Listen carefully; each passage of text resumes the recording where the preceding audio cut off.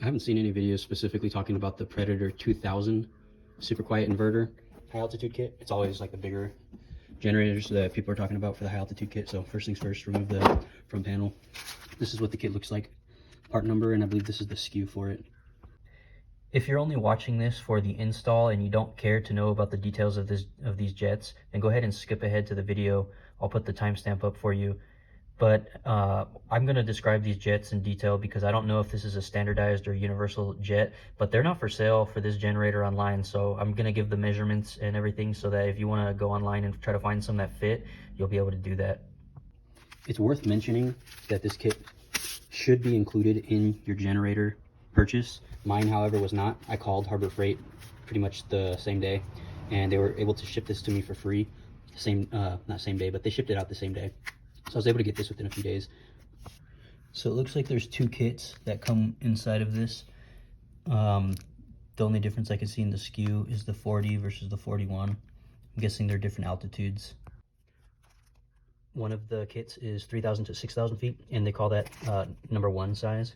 Comes with 2 gaskets and the Carb jet. And then the kit that I'm going to be installing, I live right at 6,000 feet, but if we go camping and stuff, I'll be up in higher elevation more than likely.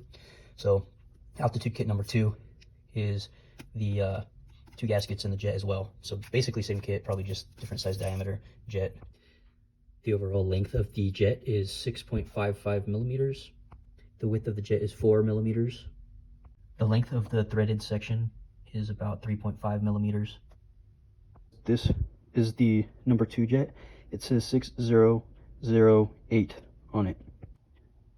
The number 1 jet says 300, looks like 6. If you know what those numbers mean, let me know. And the jet that came with the Predator is 69. Actually, I think the numbers just represent 3,000 to 6,000 feet for this guy and 6,000 to 8,000 feet for this guy. I don't really know what the 69 means, but I know what I think it means. This is the jet here, and this is a acupuncture needle. I use them for 3D printing. Well, I don't really use them, but that's what they're for. This size fits through and this size does not. This size here is 0.54 millimeters, and the size that does not fit through the jet is 0.74. If I had to guess, it's right in the middle, probably 0.6 millimeters. It does go in partially, but the point just gets a little bit too thick. So I would say for the number 2 jet, right about 0.6 millimeters. The number 1 jet, honestly, is so close in size, I can't tell them apart, except for the number 2 jet I can tell is just ever so slightly smaller, but it's got to be less than 5 hundredths of a millimeter. First things first, we have to drain any fuel that's in here out of this tube here. This is the carburetor air intake filter. So fuel comes out of here. Grab that tube and rig it in a way that you can catch excess fuel. Now loosen this screw to drain the fluid. Make sure that you turn this vent on so that air can fill the tank as the fuel's being drained. So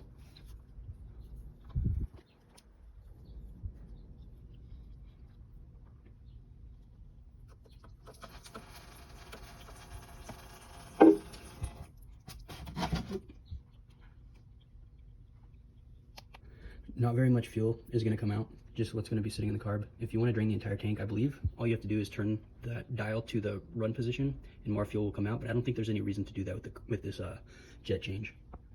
The Predator tools that come with it are a 10mm wrench, and that's what you're going to want to use for this guy here. So loosen that up, because if you're anything like me, all your 10mm sockets are missing.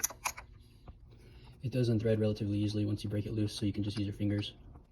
Once you get the bolt off, there is a gasket here, and I believe that that's the gasket that comes with the kit. You're going to want to reinstall it. Carefully lower the bowl. Be careful not to damage the float in there. The way that I got this out is I tilted the bowl down like this, and then because this is pretty flexible, I just pulled on this to give me enough space to pull the bowl all the way out. There is a gasket around the bowl right there that also comes with the kit, and it may have come off on here. In my case, it's stuck up there. Make sure that you remove it before you add the next one. Something I noticed, the gasket that I took out of my carb is a little bit thicker than the new one. I don't know if it just swelled up from being exposed to fuel. I think I'm going to use the new one, but hopefully that doesn't cause me issues. Now, this jet is actually on the side of the bowl right there. or the side of the carb pickup tube, whatever you want to call that. 4mm flathead worked perfect to remove this. What I recommend is do one 80-degree rotation removing it, and then do another 180-degree rotation reinstalling it.